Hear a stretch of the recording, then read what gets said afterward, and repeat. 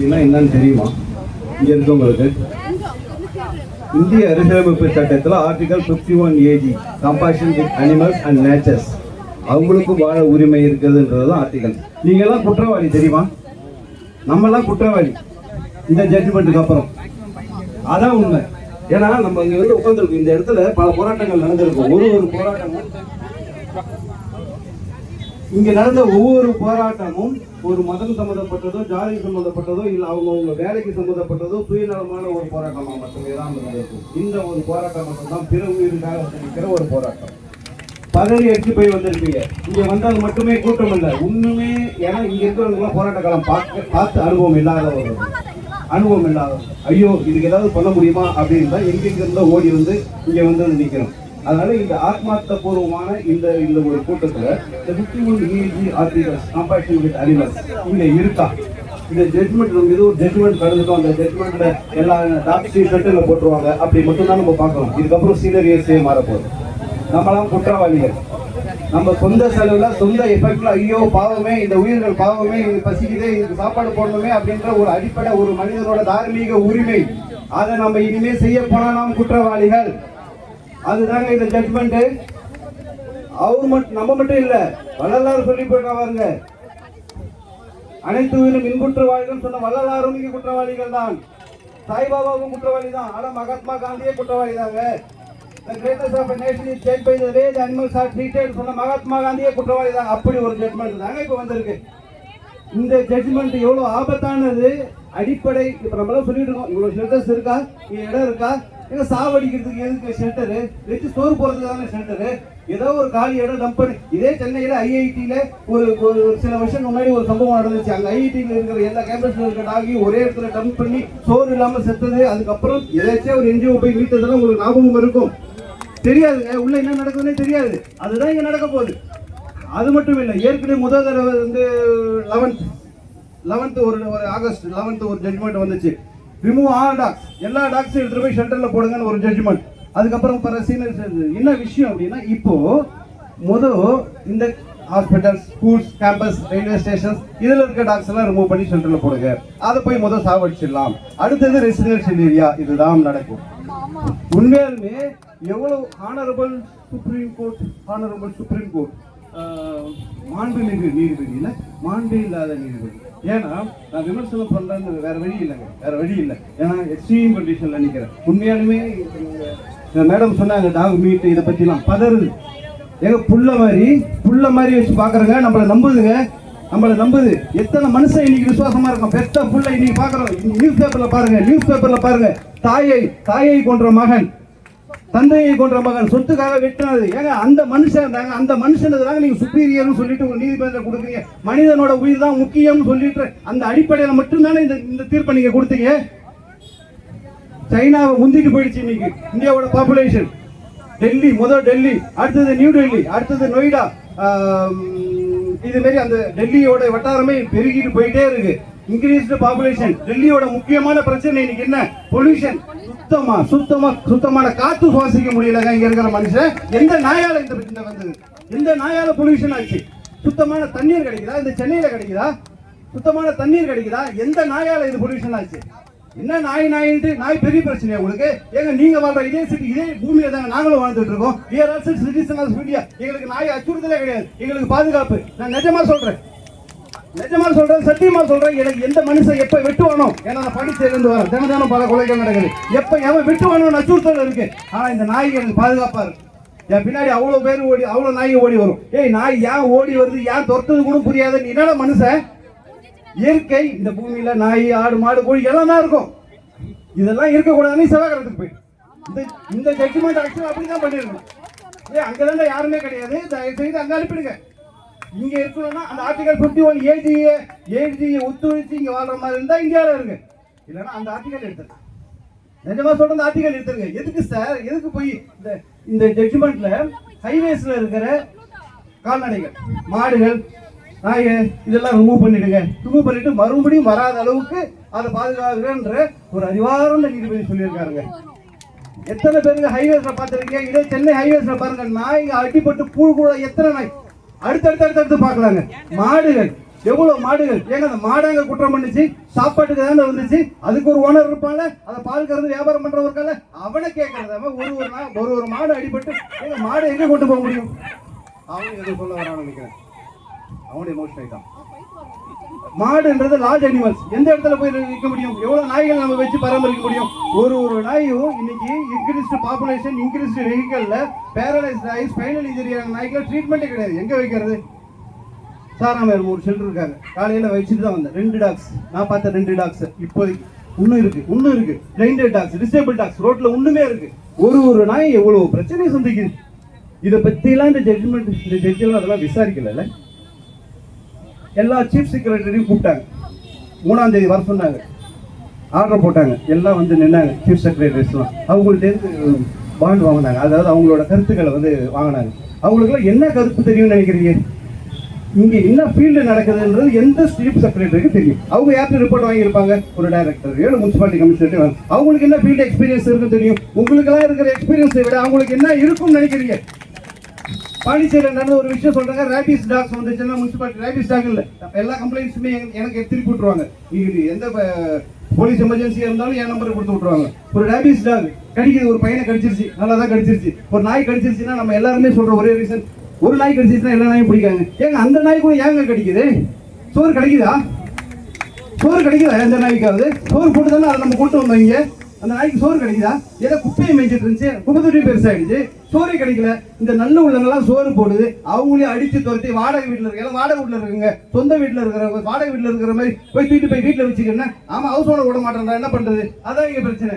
அவங்கள போய் அவளையும் டார்ச்சர் பண்ணி அவங்களுக்கும் சாப்பாடு போட விடாம, இன்னைக்கு சாப்பாடு கிடைக்காம அதுக்கு ஸ்ட்ரெஸ் ஆகாது. தண்ணி கிடைக்குதா? தண்ணி கிடைக்காம ஸ்ட்ரெஸ் ஆகாது. தாக்கத்துல இருந்து பாருங்க தெரியும், ஸ்ட்ரெஸ் ஆகாது. கடிக்கிறதுக்கு ரீசன் இல்லை. குட்டி போறது இடம் இருக்கா? போதும் ஒரு தாயும் ஒரு குட்டியை எங்க ஈண்டெடுக்கணும்ன்ற அடிப்படை இயற்கையாக ஒரு விஷயம் இருக்குதுங்க. எல்லா உயிரினமே நம்ம கூட ஒரு எந்த ஸ்பெஷலிஸ்ட் ஹாஸ்பிட்டல் எதுவும் ஆயிடக்கூடாது நம்ம குழந்தைக்கு. எல்லா மனிதனும் எல்லா உயிரினமும் அப்படிதானே இருக்கு. அது இயற்கை கொடுத்த வரம் தானே. நாய்க்கு நம்ம அதை விட்டு வச்சோமா? இல்லையே, கூட்டு வந்து இங்க விட்டுட்டுமே. குட்டி போறதுக்கு இடம் கிடையாது. யோசிச்சு பாருங்க, எங்க குட்டி போடுன்னு நினைக்கிறீங்க? ஒரு காரில் போய் குட்டி போடு, ஒரு ட்ரைனேஜ் போய் குட்டி போடு. அந்த காரை ஏற்றும் போதும், அந்த ட்ரைனேஜ்ல மழை வரும்போது ட்ரைனேஜ் அடிச்சுட்டு போதும். ஒரு தாய் பரிதவிக்கிற பரிதவிப்பு உங்களுக்கு தெரியல, அப்புறம் என்ன நீங்களா போட்டோ எடுப்போம். என்ன விஷயம்னாங்க, கடிக்குதுன்னா அப்படி இருக்க நாய் தாங்க கடிக்குது. எத்தனை பிரீடர்ஸ் நீங்க லிஸ்ட் எடுத்துருக்கீங்க? உட்கார்ந்த இடத்துல இருந்து ஒரு ஜட்ஜி வந்து எடுத்துக்க முடியாது. எத்தனை பிரீடர்ஸ் இருக்காங்க தெரியுமா? யாருக்கும் தெரியாது. எத்தனை பிரீடர்ஸ் இருக்காங்க? ஏதாவது லைசன்ஸ் இருக்கா? ஒன்றும் கிடையாது. வாங்குற ஆசைக்கு எத்தனை பேர் தெரியுமா டெய்லி ஃபோன் பண்றாங்க, நாங்கள் வளர்த்துட்டோம். நேற்று ஒருத்தன் ஃபோன் பண்றான், அந்த நாய் ஈர்த்துட்டு ஓடுதான் லேபர்டர், அதனால பார்த்துக்க முடியல, வச்சுக்கிறீங்களா கேட்கலாம். அது ஈர்த்துட்டு போறது ஒரு பிரச்சனையாடா? குட்டியில இருக்கும்போது 1.5 மாசம் தாங்க ஒரு லேபர்டரை கூட பார்த்துக்க முடியல. அவ்வளோ பிரீடர் டாக்ஸ் வெளியே வருது.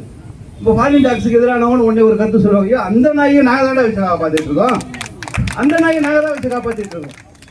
ஏன்னா எங்களுக்கு வலிக்குது. உங்களுக்கு எல்லாம் வலிக்கல, போறீங்க வரீங்க, எதுக்கு வாழ்றீங்கன்னே தெரியல. எப்படியாவது வாழ்ந்துட்டு போயிடலாமா? ஓகே, இந்த ஜட்மெண்ட்ல இன்னும் ஒரு விஷயம் சொல்லியிருக்கிறாரு, வயசானவங்க குழந்தைங்க இவர்கள் தான் வந்து பாதிக்கப்படுறாங்க அப்படின்னு சொல்லியிருக்கிறாங்க. எத்தனையோ குழந்தைங்கள்லாம் விளையாடுறதெல்லாம் நான் தினம் பார்க்குறேன். அதேமாரி ஏபிசி இப்போ வன்சியில் பண்ணும்போது நம்ம கூட போயிருக்கிறோம். அந்த நிறைய மக்கள்லாம் பார்த்துருக்கேன். ஏதோ ஒரு சிலர் தான் இந்த நன்றி சிந்துலாம். இப்போ ஒரு ஆள் சொன்னாங்க, அந்த ஆள் என்னாங்க, அந்த ஆள் பேர் என்ன? முரளியா. ஆமாம், அந்த மாரி ஒரு சிலர் தான் ரொம்ப பெருசாக ப்ரொஜெக்ட் பண்ணி பேசுகிறாங்க. ஆனால் நிறைய நல்ல உள்ளங்கள் இருக்காங்க ரோட்டு. ஏன்னா நம்ம குடிக்கும் போது நான் போய் சும்மா பார்க்கறதுக்காக போவோம், இன்ஸ்பெக்ஷன் பண்ணுறதுக்காக, ஏன்னா சரியாக பண்ணுறாங்களா என்னன்றதுக்காக. பிடிச்சி விட்டுருவீங்களே, சாவடிச்சிட மாட்டீங்களே. நிறைய நல்ல உள்ளங்க, அந்த நல்ல உள்ளலாம் இங்கே வராது, அவங்களாம் வரமாட்டாங்க. ஹவுஸ் ஒய்ஃப், வீட்டில் இருக்கிறவங்க, வெளி உலகம் தெரியாது. ஒரு நாய் சர்ஜரி பண்ணி அது சர்ஜரி ஃபியூச்சர் ஓப்பன் ஆகி உடம்பு வெளியே வந்துருச்சுங்க, இப்படி தாங்க ஆப்ரேஷன் பண்ணி விட்றாங்கன்ட்டு நான் ஃபீல்டில் போகும்போது சொல்கிறாங்க. எங்க நீங்கள் சொல்கிறது அப்படியே கொஞ்சம் எழுதி கொடுக்கலாங்கண்ணா. ஐயோ எனக்கு எங்க வம்பு அவர். ஏன்னா இதுதாங்க இந்த நாயோட பிரச்சனை. எதுவுமே தெரியாதுங்க. அந்த நாய்க்கு குரல் கொடுக்குறோம்ல, நம்மளே முழுசா கொடுக்குறோமா இல்லை? ஏன்னா அதுக்கு அவ்வளோ பிரச்சனை, அவ்வளோ வேலைகள் இருக்கு. இதை பற்றிலாம் யோசிச்சு அதுக்கான மாற்று தீர்வு நீ கொடுத்துருந்தா உனக்கு ஹேட்ஸ் ஆஃப் சொல்லியிருக்கலாம், சொல்லியிருக்கலாம். நெக்ஸ்ட் அதில் இன்னொரு விஷயம் சொல்லுவாங்க. இதில் வந்து அடித்தட்டு மக்கள் இருக்கவங்களாம் பாதிக்கப்பட்டிருக்காங்களா நாயால்? அந்த ஜட்மெண்ட் நீங்க பார்த்து அடித்தட்டு மருத்துவம் பார்த்துருக்காங்க. டெல்லியில பிளாட்ஃபார்ம்ல கொண்டு நாயை கட்டி பிடிச்சிட்டுவான் தெரியுமா? போய் பார்த்துருக்கீங்களா? அழகா ஏடிஎம்லயே வந்துட்டு இங்க இருக்கிற எவ்வளவு செக்யூரிட்டிஸ், ஏடிஎம்ல இருக்க செக்யூரிட்டிஸ், பேங்க்ல இருக்க செக்யூரிட்டிஸ், அவன் நாயை நம்பி தான் தூங்குவான். எத்தனை போலீஸ் ஸ்டேஷன்ல நானே ஒரு வீடியோ போட்டிருக்கேன். போலீஸ் ஸ்டேஷன்ல நாய்கள் உள்ள சர்வசாதாரணமா போயிட்டே வந்துட்டே இருக்கும். அதில் ஒரு போலீஸ்காரர் சொன்னார், ஏங்க நாங்க கூட அசந்து தூக்கிடுவோங்க, அது காது அலர்ட்டா இருக்கும் எவன் வரான்னு. அதுவே இன்னொரு அடிஷனலா அவன் சொன்னாரு, வர்றவன் எந்த நோக்கத்துல வரான்ற கூட கண்டுபிடிச்சிருவான். அவன் வந்து இப்ப குடிச்சிட்டு ஆடிட்டு வரானா, அவன் என்ன இதுக்காக கொலை பண்ண வரானா, இதெல்லாம் கூட ஐடென்டிஃபை. ஏன்னா புகார் சொல்ல வரவன விட்டுரும், ஏன்னா பிரச்சனை பண்ண வர ஐடென்டிஃபை பண்ணி குறைக்குமா. இதெல்லாம் ஒரு போலீஸ்காரர் சொல்றது அனுபவிச்சிருக்காங்க. இன்னைக்கு தாங்க போலீஸ் காவல் நிலையம் எல்லாம், அன்னைக்கெல்லாம் அவங்க தாங்க எல்லாமே. அதனால தாங்க ஐநாயிருக்கு பக்கத்துல நம்ம நாயை வச்சிருக்கோம், காவல் தெய்வம் எதுக்கு வச்சிருக்கோம், இது எல்லாத்தையும் தெரியலங்க. எதுவுமே நம்ம புரிஞ்சுக்கிறதுக்கு ரெடியா இல்லை. நாயை ரிமூவ் பண்ணி நீ யார் நாயை ரிமூவ் பண்றது? உங்களுக்கு என்ன தார்மீக கடமை இருக்கு? அதை ரிமூவ் பண்றதுக்கு உங்களுக்கு என்ன ரைட்ஸ் இருக்கு? அதை கொண்டு போய் ஷெல்டர்ல வச்சு இதெல்லாம் பண்ணு. இன்னொரு பாயிண்ட் ஒன்றும் சொல்லி இருக்கிறாங்க, வெளிநாட்டுக்காரங்களை கூட கடிச்சிருந்தான். அதனால நாட்டுக்கே கெட்ட பேர் ஆயிடுதான். நான் பாண்டிச்சேரியில நடந்த ஒரு வேதனையான விஷயம் சொல்றாங்க. பிரான்ஸ்ல இருந்து ஒருத்தர் வந்து இங்க இருக்க நாயை எல்லாம் பார்த்துட்டு, எப்பயுமே வெளிநாட்டுக்காரன் பார்த்தா ஐயோ ஐயோ என்ன இந்த நாய்க்குட்டியில இப்படி கஷ்டப்படுது, இப்படின்னா எலும்பு தோலுமா இருக்குன்னு சொல்றவங்க தான் இங்க அதிகம். ஏன்னா அதெல்லாம் உங்களுக்கு புதுசு. இங்க நாய் கஷ்டப்படுறதுலாம் புதுசு. அந்த குட்டிங்க எலும்பு தோலுமா இருக்கும். அந்த நாய்க்கு கஷ்டப்படுறதெல்லாம் பார்த்து அவங்க கதறுவாங்க, கத்துவாங்க. அப்படி பார்த்தவங்க அதிகம். அப்படி ஒருத்தவர் வந்து அந்த நாய்களை ஒரு 2 நாய் அடாப்ட் எடுத்திருந்தாரு. அதுக்கு சீடி வந்து அதையும் ரெஸ்கியூ பண்ணியிருந்தாரு. மாடுகள் எல்லாம் அடிச்சாலோ இல்லை ஏதோ பண்ணாலும் அந்த அவர் வந்து கேள்வி கேட்டார். இங்க வேலை செஞ்சுட்டு இருந்தார் பிரான்ஸ்காரு. கேள்வி கேட்டு ஒரு கட்டத்துல அவரை கல்லால் அடிக்க ஆரம்பிச்சிட்டாங்க. அவர் என்ன தெரியுமா பண்ணாரு, அவரு அடாப்ட் பண்ண 2 நாயுமே பிளைட் போட்டு எடுத்துட்டு போயிட்டாரு. இங்க இதே காரணமாக வேற எதுவுமே கிடையாது. இங்க குரூவல்ட்டி அதிகம், இங்க அனிமல் குரூவல்ட்டி அதிகம். இங்க வாழ தகுதி இல்லை, அவரால் பார்க்க முடியல. நம்மளால பார்த்துட்டு வேற நாட்டுக்கு போக முடியல. ஏன்னா நம்ம பிரான்ஸ் சிட்டிசன் கிடையாது, இந்தியன் சிட்டிசன் தலையெடுத்து இங்கதான் இருந்தாகணும். அதனாலதான் அடுத்தது ஒரு ரேபிஸ் கேஸ் பிடிக்கிறதுக்காக சட்டம் பிடிச்சேன். ஒரு ரேபிஸ் கேஸ் பிடிக்கிறதுக்காக நாங்க போனோம். ஏன்னா முனிசிபாலிட்டி சொன்னாங்க அது கட்சிட்டு இருக்கிறது. எங்களுக்கு என்ன ஒரு எதுனாங்க, அந்த நாயே காப்பாற்றணும் மனுஷங்கள்ட்ட இருந்து. எங்களுக்கு அடுத்து ஐயோ அது நிறைய பேர் கிடைச்சிட்டு இவங்க தான் பெருசா ப்ரொஜெக்ட் பண்ணுவாங்களே என்ன ஆகும் அப்படின்ற ஒரு பயத்துல நாங்க போய் பிடிக்க போறாங்க. சொந்த செலவுல சொந்த முயற்சியில எங்கேயும் கிடைக்குதான். அப்ப அதை பிடிக்கிறதுக்காக போறோம். போய் அந்த இடத்துல பாக்குறோம். அப்ப அந்த இடத்துல லோக்கல் எம்எல்ஏஸ் வந்து அவனுக்கு ஆளுகள்லாம் என்ன பண்ணாங்க, அந்த பப்ளிக்ஸோட எமோஷனெல்லாம் பார்த்துட்டு அதை அப்படியே திருப்பி விட்டுட்டு நீங்க தான் அனிமல் லவர்ஸா, உங்களால தான் பிரச்சனைன்னு சொல்லிட்டு ஒரு 30 பேர் எங்களுக்கு சூழ்ந்துக்கிட்டு ஒரே பிரச்சனை. தப்பிச்சா போதும், அதாவது அடிலாம் கூட ஆயிடுச்சு. தப்பிச்சா போதுன்னு வந்துட்டு ஜிஹெச்ல போயிட்டு இது பண்ணிட்டு எம்எல்சி போறது, அவனுக்கு எங்க மேல கம்ப்ளைண்ட் கொடுத்து எஃப்ஐஆர் போடப்பட்டு இருக்குங்க எங்க மேல. எதுக்காக? அவங்களை காப்பாத்துறதுக்காக, அவங்களுக்கு சர்வீஸ் பண்ண போனதுனால எங்களுக்கு மேல எஃப்ஐஆர். இப்பயுமே கூட இன்னொருத்தர் இருக்காரு, அவரு தான் பண்ணி. எதுக்காக நாங்க போனோம், எங்க வேலையாது. இப்படி ஒரு கவர்மெண்ட் செய்யற வேலையும் முனிசிபாலிட்டி அத்தாரிட்டி செய்யற வேலையும் இங்க இருக்கிறவங்க எல்லாம் ஏபிசி பண்ணிருப்பீங்க. எல்லாம் உங்களை சுத்தி இருக்க டாக்டர் ஏபிசி பண்ணிருப்பீங்க, உங்க சொந்த செலவுல பண்ணிருப்பீங்க. இது யார் செய்ய வேண்டிய வேலை? இவங்களெல்லாம் தான் இந்த சீஃப் செக்ரட்டரி. ஏன்னா எங்க சீஃப் செக்ரட்டரி போனார், அவர்கிட்ட போய் சொன்னோம், சார் இது வேலை நாங்கள் போயிட்டு எங்க கவர்மெண்ட் செய்ய வேண்டிய வேலையை நாங்கள் போய் செஞ்சோம், எங்க மேலே எஃப்ஐஆர் போட்டாங்க அப்படின்னு எங்க சீஃப் செக்ரட்டரி போய் முறையிட்டோம். நீங்க ஒன்று பண்ணுங்க, இனிமேல் அதெல்லாம் அட்டன் பண்ணாதீங்க, ஏன்னா முனிசிபாலிட்டி வேலை தானே, அவங்க அனுபவிச்சுக்கிட்டோம், நீங்க எதுவும் அட்டன் பண்ணாதீங்கன்னு ஒரு சீஃப் செக்ரட்டரி சொன்னாருங்க. இந்த சீஃப் செக்ரட்டரி தானே ரிப்போர்ட் கொடுத்துருக்காரு சுப்ரீம் கோர்ட்டுக்கு. என்ன கொடுத்துருப்பாருன்னு யோசிச்சு பாருங்க. இப்படி ஒரு எஸ் ஓகே. ஸோ இப்போ என்னன்னா நம்ம அடுத்து நாங்கள் ஒரே ஒரு விஷயம் தாங்க, இதே இன்னும் தொடர்ந்து அப்படின்னா என்னோட ஒரு இதுனா நோ டாக்ஸ் நோ ஓட்ஸ். இந்த பக்கம் ஒரு பேனர் இருக்கு, இந்த பக்கம் ஒரு பேனர் இருக்கு, அதுல உங்க நம்பரை சைன் போட்டு போங்க. ஏன்னா என்னோட அடுத்த கட்ட இது என்னன்னா, என்னோட எல்லா ஐடென்டிட்டி, ஆதார் கார்டோ நோ கார்டு தான் வச்சிருக்காங்களா, ஆதார் கார்டு இந்த கார்டு, இது எல்லாத்தையுமே நான் என்ன பண்ணுவோம், பிரசிடென்ட் ஆஃப் இந்தியாவை கொடுத்துட்டு இந்த நாடு எனக்கு தேவையில்லை, ஃபிட் ஃபார் எப்ப இங்க கம்பேஷன் இல்லையோ இந்த நாட்டுல எனக்கு வேலையே கிடையாது, நாங்கள் இந்த நாட்டுக்கு அப்படின்ற எதிர்ப்பை நான் கண்டிப்பா காட்ட தான் போறேன். இது எக்ஸிக்யூட் ஆச்சுன்னா இந்த ஆர்டர் மாறலன்னா நான் கண்டிப்பா இதை செய்வேன். நீங்களே செய்வீங்க எதிர்பார்ப்பேன். எதிர்ப்புகளை வார்த்தையால் மட்டும் சொல்லாதீங்க, செயலால் செய்யுங்கள். நன்றி.